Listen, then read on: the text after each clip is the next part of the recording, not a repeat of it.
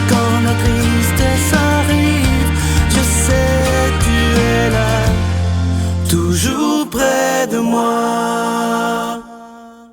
Bon mercredi, bienvenue à votre émission La Victoire de l'amour. Et aujourd'hui, je suis tellement content de vous présenter quelque chose de nouveau qui aura lieu tous les mercredis jusqu'à l'année prochaine, jusqu'au mois de juin l'année prochaine. Vous savez qu'on est dans la lancée du 20e anniversaire de La Victoire de l'amour qui aura lieu en mai 2015. Je vais vous en reparler évidemment. Et pour les prochains mois, tous les mercredis, on va vous présenter 20 ans d'amour. Vous allez voir, c'est les meilleurs moments depuis les 20 dernières années environ. Je dois vous dire que ça me rappelle des souvenirs lorsque je me mets à fouiller dans ces cassettes-là. C'est incroyable parce qu'on a tout gardé depuis les 20 dernières années.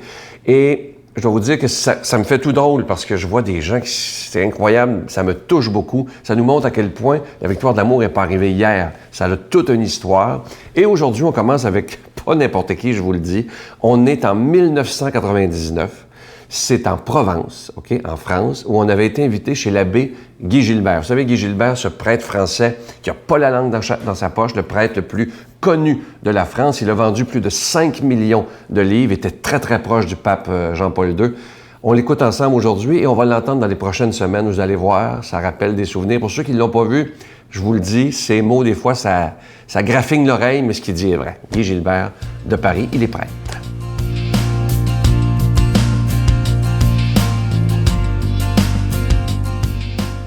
J'ai le langage des loupards. Ils ont un langage de 300 mots de vocabulaire. Moi, j'en ai 30 000, probablement. J'ai le langage du pauvre, un langage simple. Il est un peu violent. Il est un peu sexy, tu vois, parce que les mecs, c'est souvent, tu vois, c'est leur langage. Ouais. Bon. Les vieux, évidemment, ça les intrigue un peu. C'est normal, hein. Mais très vite, moi, je l'ai vu à la Pentecôte au Québec. C'était super. Au début, paf, j'ai vu des vieilles. Oh là là là là. Et puis après, une fois que la messe a été lancée, elles sont rentrées dans le vocabulaire. J'ai bien aimé ça. Je ne veux pas parler spécial. Là, c'était des anciens au Québec à qui j'ai parlé. Hein. C'était pas que des jeunes. Hein. Ouais. Il y avait des jeunes, mais il y avait beaucoup d'anciens. Et je parle mon langage habituel. Et puis, si ta parole vient pas de toi, mais de Dieu, tu entends, de Dieu, et que tu es le passeur de cette parole, il rentrera comme une épée dans le corps de l'autre. Tout à fait. Magnifiquement. Ouais. C'est tout. À condition que ce soit simple. Moi, je dis l'Église. Moi, j'ai vu à la télévision, là, quand j'étais là-bas, un prêtre. Moi, j'étais malade. Il était là. Un autre mec a pratiquement tout pris la parole. Le pauvre curé, il a parlé 1 minute et demie. On ne comprenait rien de ce qu'il a dit. Il faut parler simple, clair, direct, avec les mots des gens. Alors, à ce moment-là, ça rentre. Pourquoi les jeunes ne viennent plus à la messe, mon pote? Pourquoi ils ne viennent plus à la messe? J'ai vu au Québec. C'est vide. Bon, heureusement que les vieux sont là, sinon il n'y aurait plus personne. Si nous parlons direct aux jeunes, nous leur faisons des messes qui soient adaptées vraiment à eux, alors là, mon vieux, ils viendront en foule. Ils ont besoin du Christ, mais à condition de donner un Christ très humain. Parce que le Christ est Dieu, mais il est un humain. Il a été adolescent. C'est vrai. Il a été un humain, il a ri, il a pleuré, il a chanté, il n'a pas dragué les minettes. Ah, il n'avait pas le droit. Hein. Bon, il n'avait pas le droit. Hein. Si Jésus-Christ avait dragué des minettes, avait eu des enfants, on aurait actuellement les arrière-petits-fils de Dieu, on serait dans la merde. Hein. Si quelqu'un frappait au Vatican en disant « Écoute, Jean-Paul II, je suis l'arrière-petit-fils de Dieu », Jean-Paul dirait « Mais où va-t-on le mettre ?» Bon, je plaisante, mais c'est pour dire que le Christ a vécu une vie parfaite, d'amour. Nous devons l'imiter. Et regarde les paraboles. L'Évangile, 2000 ans après, c'est un régal. Parce que il parlait de ce qu'il voyait. Si je prêche, moi, je parle de mes daims, de mes jeunes, de mon buffle, de tas de choses. Et puis les jeunes écoutent. Alors là, ils viennent. Tous mes loupards viennent à la messe. Parce que je veux avoir un langage direct, précis, par rapport à eux. Et les vieilles adorent ça. Notre Père qui es aux cieux, que ton nom soit sanctifié, que ton règne vienne, que ta volonté soit faite sur la terre comme au ciel. Donne-nous aujourd'hui notre pain de ce jour. Pardonne-nous nos offenses comme nous pardonnons à ceux qui nous ont offensés. Ne nous laisse pas entrer en tentation, mais délivre-nous du mal, car c'est à toi qu'appartient le règne, la puissance et la gloire pour les siècles des siècles. Amen.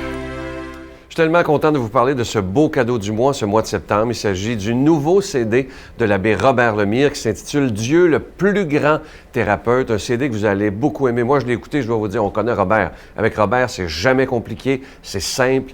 Et je vous promets des très, très beaux moments. Il a tellement travaillé fort là-dessus. Alors, Dieu, le plus grand thérapeute. Si vous avez des gens autour de vous qui souffrent aussi, je vous le dis, ça se donne vraiment bien. En cadeau, je vous donne l'adresse en vous disant merci de tout cœur de votre générosité. Je vous rappelle, il y a des gens qui se demandent pourquoi on demande des dons à cette émission. Bien, c'est qu'on doit payer pour être à la télévision, que ce soit payer évidemment le réseau, mais aussi on doit payer pour tous les frais de production. On n'a pas de subvention. C'est vraiment vous qui faites que cette émission est possible. Je vous donne l'adresse. La Victoire de l'Amour, casier postal 120, succursale Boucherville à Boucherville, le J4B 5E6, je vous la redonne. La Victoire de l'Amour, casier postal 120, succursale Boucherville à Boucherville, le J4B 5E6. Également par téléphone, par carte de crédit, dans le 514-523-4433, 523-4433 ou sans frais, le 1-888-811-9291, 1-888-811-9291 et aussi sur notre site Internet, le www.lavictoiredelamour.org. Évidemment, je vous invite à ne pas manquer notre émission de la rentrée la semaine prochaine dans nos nouveaux studios. Alors, ça sera évidemment avec Monseigneur Christian Lépine, archevêque de Montréal, et on aura le bonheur aussi de recevoir M. Michel Louvain. Moi, je vous dis merci de tout cœur de votre prière. Vous savez à quel point c'est important, mais merci aussi de tout cœur de votre grande générosité pour la victoire de l'amour.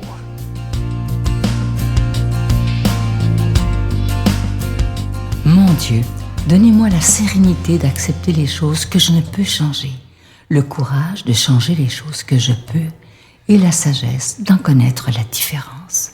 Amen. Aujourd'hui, pour la proclamation de la parole de Dieu, c'est notre passionné. Vous le reconnaissez quand je dis ça je le sais, l'abbé Robert Lemire.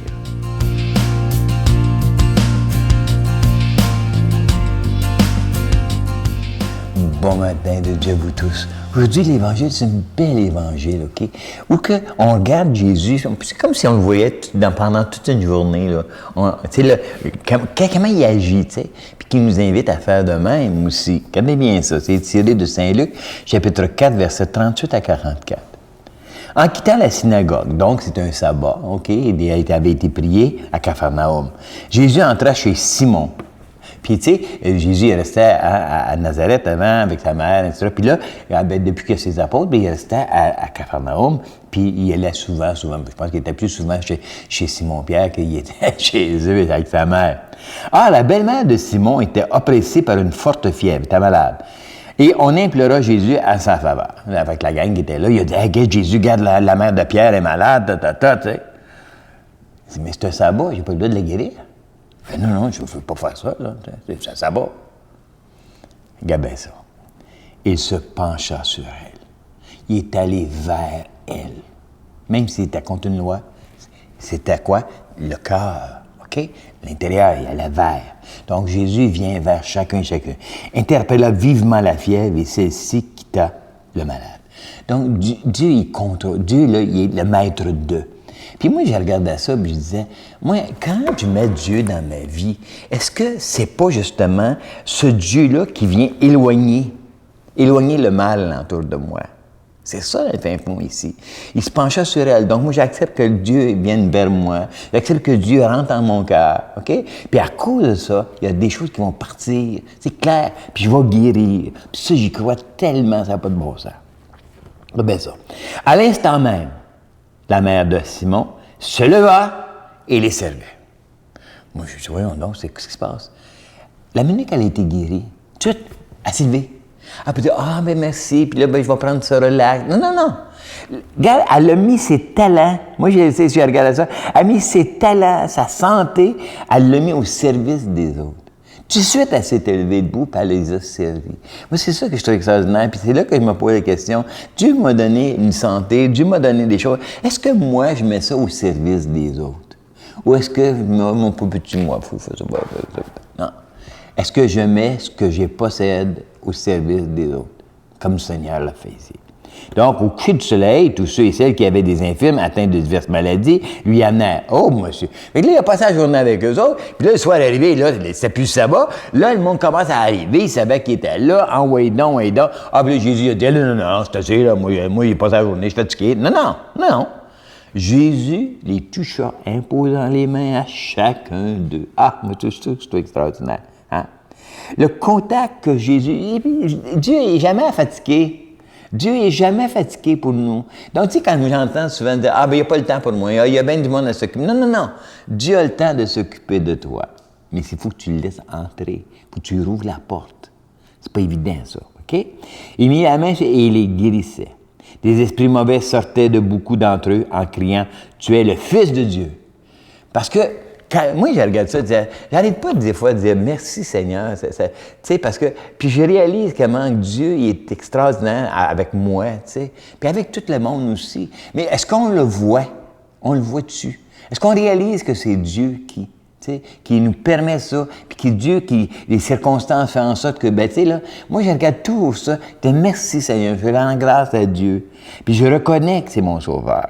Mais regardez ça, il dit, c'est ça qui m'a fatigué tout après, il dit, Jésus les interpella vivement et leur interdisait de parler, parce qu'ils savaient, eux, qu'il était le Messie.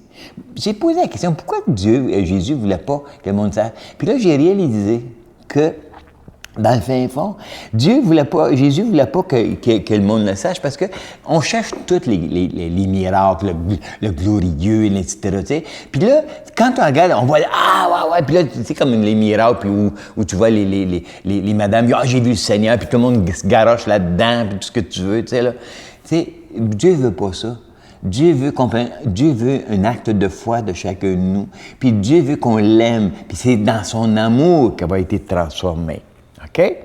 Il faut chercher à Jésus, hein? Puis là, Jésus il dit, moi, il faut que j'aille prier. Il faut que j'aille prier. J'ai besoin d'aller puiser ma force. Donc, il se retira dans un endroit désert, la prière. Moi, là, ça, là, c'est le plus important de toutes nos vies.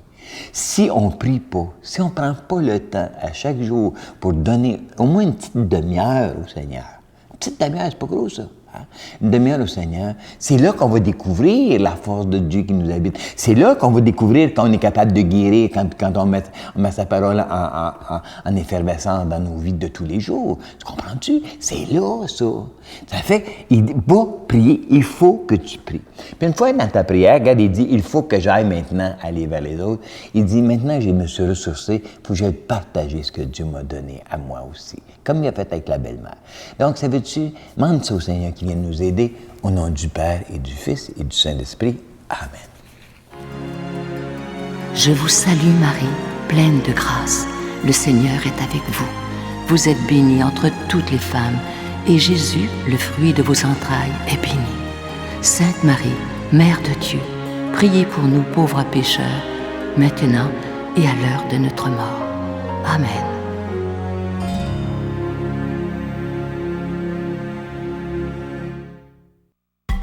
Que tes îles sont belles, Seigneur.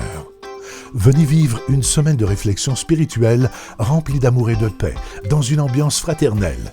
Pour une 20e année consécutive, la Victoire de l'amour, en collaboration avec Voyage Intermission, vous invite à son ressourcement annuel à bord du Celebrity Reflection du 10 au 17 janvier 2015. Au départ de Miami, nous ferons escale à Puerto Rico, Saint-Thomas et Saint-Martin, en compagnie de Sœur Angèle, Sylvain Charon et la présence exceptionnelle de l'abbé Robert Jolicoeur. Réservation avec Voyage Intermission au 514-288-6077 ou sans frais au 1-800-465-3255. Je vous rappelle cette émission, la première de la rentrée qui aura lieu dimanche prochain, toujours à 5h30 et 12h30 sur le réseau TVA, dans nos nouveaux studios. J'ai bien hâte que vous voyez ça. Et notre invité, comme depuis quelques années, il est toujours là, Monseigneur Christian Lépine, archevêque de Montréal, et Michel Louvain. Ça fait longtemps qu'on ne l'a pas vu. Ça va être des beaux moments, je pense. À demain.